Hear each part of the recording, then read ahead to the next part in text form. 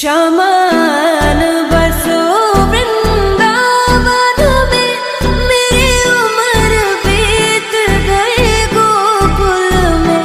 मैं तो बन के दुल्हन आज सजी, बस तुम ही हो मेरे तन मन में। ओ ले द्वार पालो, कन्हैया से कह दो कि दर पे सुदामा करीब आ गया है।